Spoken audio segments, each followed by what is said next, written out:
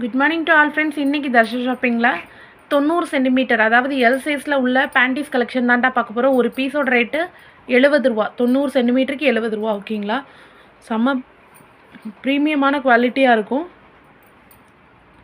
Ideal பிராண்டோடது. பிராண்டோட seal வந்து உங்களுக்கு இதிலையே பிரிண்ட் ஆகிருக்கும், கிளாத்துலேயே. ஓகேங்களா, சைஸ் வந்து 90 சென்டிமீட்ரு.